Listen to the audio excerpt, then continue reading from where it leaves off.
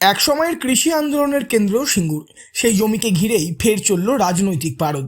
বিধানসভা নির্বাচনের আবহে বিজেপি প্রার্থী অরূপ কুমার দাসের সমর্থনে প্রচারে এসে রাজ্য সরকারকে তীব্র আক্রমণ করলেন কেন্দ্রীয় কৃষিমন্ত্রী শিবরাজ সিং চৌহান।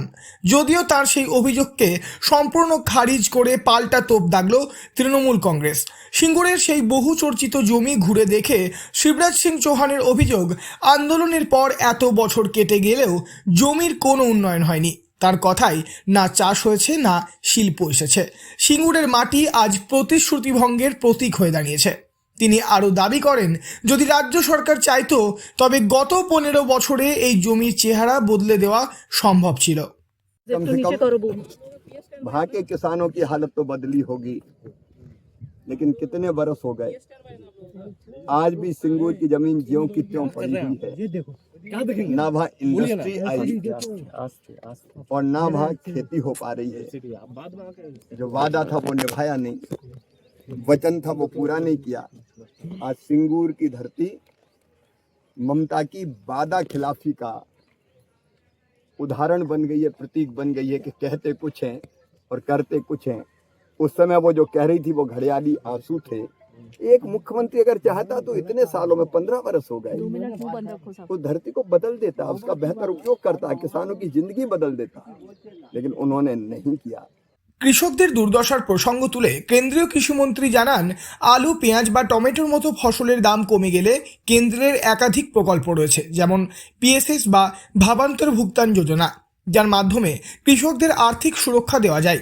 তার অভিযোগ, রাজ্য সরকার এই প্রকল্পগুলির কোনোটি কার্যকর করেনি এবং কেন্দ্রের কাছে প্রয়োজনীয় প্রস্তাবও পাঠায়নি।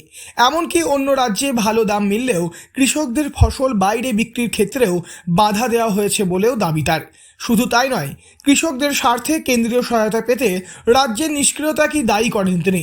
তার কথায়, কৃষি রাজ্যের বিষয়, রাজ্য প্রস্তাব পাঠালেই কেন্দ্র সাহায্য করতে পারে, কিন্তু সেই উদ্যোগই নেওয়া হয়নি। অন্যদিকে এই সমস্ত অভিযোগকে একেবারেই মানতে নারাজ তৃণমূল কংগ্রেস। সিঙ্গুরের প্রার্থী বেচারাম মান্না কড়া ভাষায় পাল্টা আক্রমণ শানিয়ে বলেন, শিবরাজ সিং চৌহান ভোটের পরিযায়ী পাখি, তিনি সিঙ্গুরের বাস্তব পরিস্থিতি জানেন না।